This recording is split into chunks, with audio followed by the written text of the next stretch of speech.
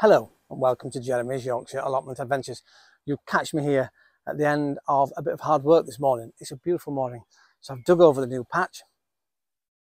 Fantastic. The amount of worms I've got out of here this morning. Incredible. I love that. And there's some big ones too, which means this soil is good enough now to start transplanting my seedlings.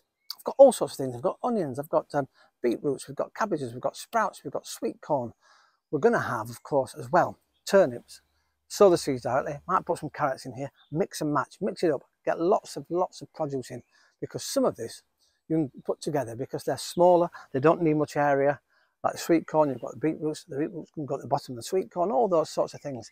So it's great to integrate all of your plants. Don't be scared. Some, yes, need masses of space. I mean, the sprouts, their leaves are huge, but it doesn't mean you can't put near other plants. Cabbage is the same. Huge leaves. But if we play it right with the cauliflowers, we tie the leaves above, of course, the central piece, your lovely, beautiful cauliflower, and well, that'll keep the sun off it. So I'm really looking forward to planting in here and seeing what comes up. So sit back, relax, put your feet up, have a cuppa, and enjoy today's show.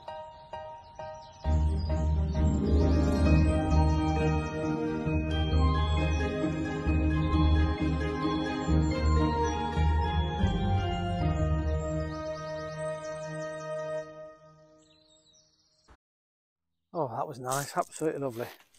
Yes, I know it's a carrier bag, but it's got some bindweed on top of it, so it has to be burnt, put on top of the fire and let it dry out and get, not the carrier bag, of course, the bindweed.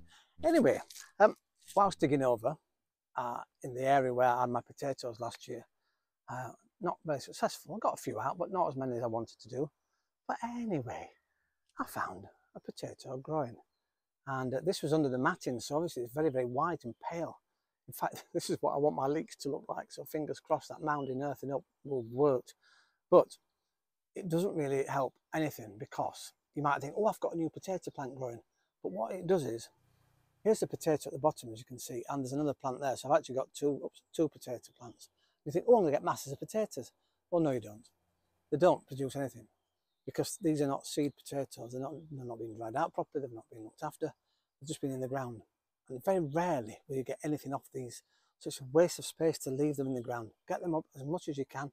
At least I've got two nice potatoes. In fact, I've got three, because I was digging out here in the greenhouse, just making sure that soil's nice. And I found a potato too. So I've actually got three little bobbly potatoes. Oh, isn't that nice? All for free and not to pay, as we say here in Yorkshire. Well, as I say, it really is hot here. The sun's out. And while I've been transplanting, I've got some sunflowers out at the moment, and then I've got to find a space, because I've still got 3 strawberry plants to put in somewhere. My fear is with these, obviously they spread, and it's just fine, you can control them. But my banking is rather full of strawberries at the moment, and they're coming on beautifully under the netting. In fact, shall I show you a photograph of the netting? I think it's worked out pretty well. Here we go. What do you think of that? It's not bad, is it, for £1.50? Rather than paying £15–20 for a netting that does exactly the same thing. And the other one, of course, is my homemade one, as I've used before, and here's a photograph of that one too. And what I've done is I've built my own frame at one end and the A-frame out of an old clothes frame here. So again, absolutely next to nothing. So if you imagine, actually £1.50, it's split between 2.75 per frame. So it's not bad, is it, at all? And really simple to do. Of course, I'm going to try and get some more. Need to do that, keep forgetting to go. They may have gone. I thought I'd film through the netting for a new view. We're talking all things garlic here, because here's a photograph of from Wakefield, from Darren. Hello, Darren. And you were asking, is it time to pull up your garlic? Well, no, look at mine. Mine are nice and green still, and you need them to start going brown. So all of these leaves here, and same with yours as well, they need to start going brown and drooping over. And once they get into a limp state, so I say every leaf's gone brown, then it's time your garlic is ready for harvesting. So just hold back another week or so, and they will naturally die off. And then that's the time to get them out, get them in the sun and dry them out. Of course, the art of a good garlic bulb is how to hang it up.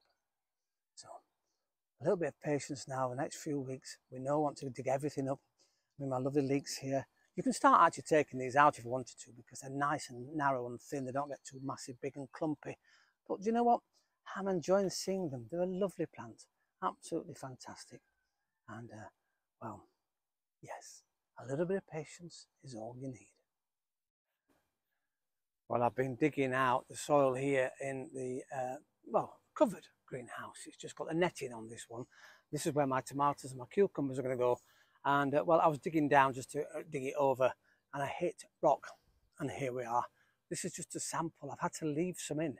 It looks like there's a wall or something here at one point, and for something, I don't know what it was in the past with the bricks, and they're all fastened together, and it would take hours and hours just to get them out for possibly no reason. Actually, I can plant plants over there that don't need much soil depth, so we'll keep the that area clear of some of the plants, but the rest of it we can get lots and lots of stuff in here. As I say, cucumbers and tomatoes.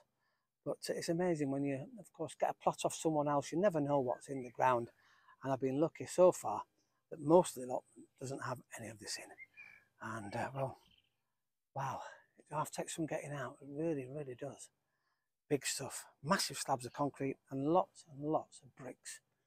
Incredible.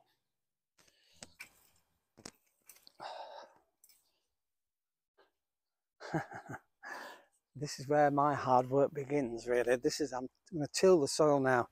And of course you can buy electric tillers, you can buy just mechanical ones that run on petrol. But I like to do it by hand. It's hard work. And you know what? This is what I found on the allotment actually when I first took it over. And I couldn't work out what it was at first. But it's cleaned up, it's been oiled, and it works beautifully well. It's fantastic. It really gets into the soil, and these lovely blades here really do make it nice and crumbly.